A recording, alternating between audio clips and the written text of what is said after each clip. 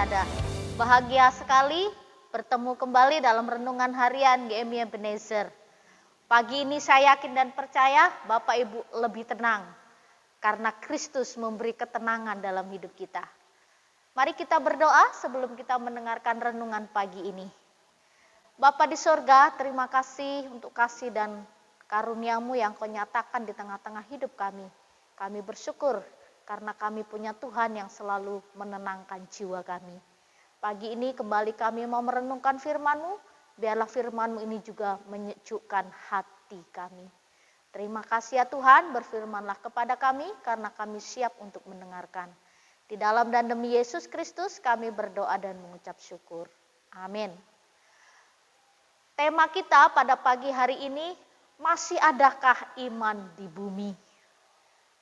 Bapak Ibu serta saudara-saudari, mungkin kita masih ingat cerita tentang Aladin dan lampu ajaib. Nah, film Aladin dan lampu ajaib ini menghipnotis banyak orang. Bukan hanya anak-anak saja yang menyukainya, tapi banyak orang dewasa juga yang menyukai film Aladin dan lampu ajaib. Lalu cerita film ini ada sebuah lampu ajaib, kalau digosok-gosok keluarlah jinnya. Jadi semua permintaan bisa dikabulkan oleh jin. Nah ini cerita, suatu hari lampu ajaib ini melayang dari kepulauan, pulau entah di atas mana, di atas langit lah, turun ke bumi. Lalu ditemukan oleh seorang petani. Lalu petani ini ketika dia gosok-gosok lampu ajaib, keluarlah jin. Lalu sang jin katakan, "Hai petani, kau sudah buat aku keluar. Apa permintaanmu?" 3, semua permintaanmu akan kukabulkan, tapi hanya 3 kali. Lalu sang petani bilang, "Berikan saya rumah." Lalu disulaplah, dia punya rumah yang besar yang sangat mewah. Lalu yang kedua, "Tolong kasih saya sawah yang lebar dan luas." Lalu sang jin juga, dia berikan sawah yang lebar dan luas. Lalu permintaan yang ketiga, sang petani minta, "Apa yang kupegang jadi emas." Jadilah apa yang dia minta jadi emas. Ketika dia pegang pintu, jadi emas pintunya.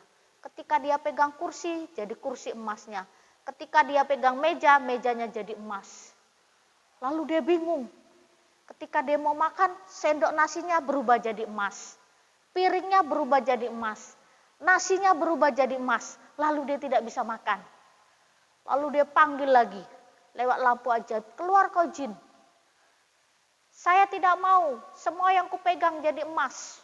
Gak enak hidup kayak gini." Lalu dia bilang, "Semua ambillah barang-barangmu, kembalikan aku seperti yang semula." Lalu sang jin katakan, "Benar petani, aku harus kembalikan semua yang kau minta." "Iya, kembalikanlah seperti yang semula." Lalu dia berubah kembali menjadi petani biasa. Akhirnya dia katakan apa? "Lebih enak aku jadi yang sekarang. Jadi orang kaya, punya tanah luas dan semua yang kupegang jadi emas, tidak enak. Lebih nikmat aku jadi orang yang sekarang seperti apa yang aku nikmati hari ini." Bapak Ibu, ini hanya satu cerita. Tapi di balik cerita ini ada sesuatu arti, sesuatu prinsip dasar dalam kehidupan kita, yaitu tentang doa atau permintaan. Kebanyakan orang ketika berdoa meminta kepada Tuhan, maunya dikabulkan. Lalu semua permohonan kita, keinginan kita ingin dijawab oleh Tuhan. Lalu ketika Tuhan belum jawab, kita rasanya tidak terima. Bapak Ibu serta saudara-saudari, hari ini firman Tuhan dari Lukas 18 ayat 8 berkata demikian. "Aku berkata kepadamu, Ia akan segera membenarkan mereka. Akan tetapi jika Anak Manusia itu datang, adakah Ia mendapati iman di bumi?" Lalu dalam Lukas pasal 18 ini diceritakan tentang hakim, seorang hakim yang tidak benar. Ada seorang hakim yang tidak benar, lalu ada seorang janda yang terus mohon supaya dia dibela haknya. Lalu janda ini setiap hari datang, dia terus datang kepada seorang hakim yang tak benar ini. Nah, ketika hakim katakan ibu ini terus datang, jangan-jangan dia menyusahkan saya. Biarlah aku kabulkan permohonannya, apa yang menjadi permintaannya.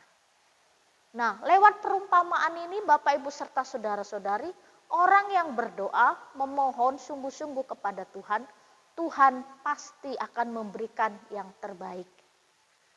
Lalu yang menjadi persoalan kita, yang menjadi pergumulan kita di tengah-tengah hidup kita, persoalannya apa yang kita minta atau apa yang kita mohonkan itu, apakah itu sesuai dengan kehendak Tuhan atau hanya keinginan diri kita saja. Saya percaya Tuhan kita adalah Tuhan yang baik. Tuhan Yesus akan menolong kita. Tuhan Yesus akan memberi jawaban yang terbaik atas doa-doa kita. Karena dia adalah Allah yang maha kasih. Dia mengasihi semua umatnya. Tapi kadangkala apakah doa kita, permohonan kita itu sesuai enggak dengan kehendak Tuhan? Atau hanya keinginan kita saja, memuaskan keinginan kita saja.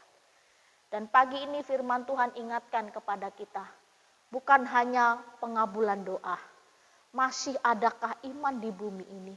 Ketika Kristus datang kedua kali ke dalam dunia ini, masihkah dia mendapati kita dalam keadaan tetap percaya kepada Tuhan? Dan masihkah dia mendapati orang-orang yang beriman? Orang-orang beriman itu apa? Orang yang dikabulkan atau tidak dikabulkan doanya tetap percaya Tuhan. Orang-orang yang beriman itu adalah orang yang tetap setia kepada Tuhan. Meskipun badai, persoalan, pergumulan datang melanda kita, kita tetap percaya kepada Tuhan. Dan Tuhan menginginkan kita untuk tetap memiliki iman yang benar.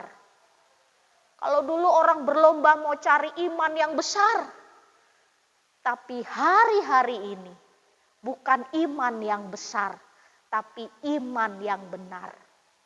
Iman yang benar adalah tetap percaya kepada Tuhan, tetap setia kepada Tuhan dalam setiap kehidupan kita.